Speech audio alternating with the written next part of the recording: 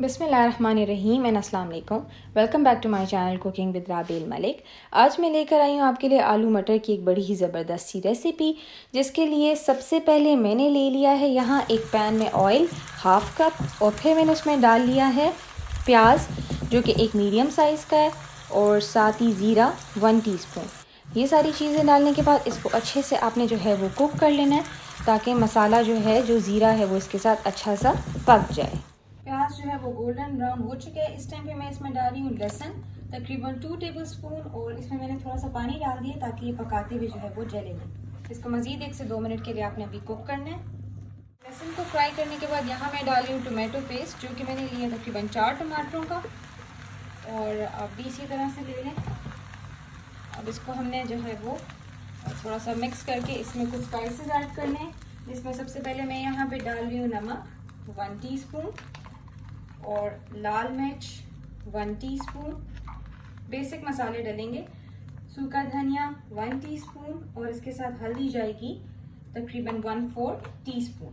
अब आपने इसको अच्छे से मिक्स करना है और तकरीबन 7 से 8 मिनट के लिए इसको जो है वो पका लेना है।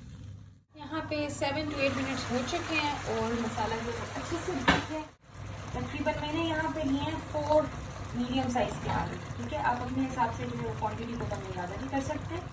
अब सबसे पहले जो है मसाले के साथ आलू को अच्छी तरह से जो है वो हाई फ्लेम पे भून लेंगे, ताकि जो फ्लेवर है सारा वो आलू के अंदर भी चला जाए। तकरीबन 3 से 4 मिनट मैंने इसको अच्छे से जो है वो भून लिया। इस टाइम पे मैं इसमें डालूँगी पानी, और इसको कवर करके रख लेंगे 7 to 8 मिनट्स के लिए, जब तक कि आलू जो है वो अच्छे से नरम हो जाए। और आप मेरे चैनल को ज़रूर सब्सक्राइब कर दें अगर आप मेरे चैनल पे नए हैं, और अगर आपको वीडियो अच्छी लगे तो प्लीज़ उसको लाइक कर दें। इधर आलू जो है तकरीबन 80% डन हो चुके हैं, फुली डन नहीं किए क्योंकि अभी हमने मटर नहीं डाले। इस टाइम पे मैं इसमें डाल रही हूँ 2 ग्रीन चिलीज़, जिसे मैंने हाफ कट कर लिया था।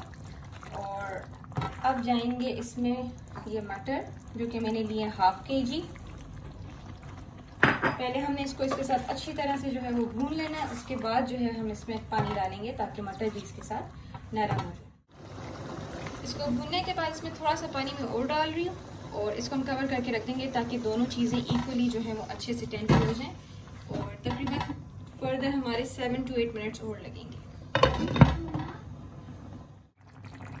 इस टाइम पे दोनों चीज़ें हमारी बिल्कुल परफेक्टली बन के रेडी हैं। बहुत ही अच्छा सा सालन भी तैयार है, और मटर और आलू भी जो है वो गल चुके हैं। तो अब हम करेंगे स्टोव को ऑफ, और इसके ऊपर करेंगे थोड़ी सी गार्निशिंग, और मिलते हैं आपके साथ एक नेक्स्ट एक्साइटिंग रेसिपी के साथ। Till then take care and अल्लाह हाफिज़।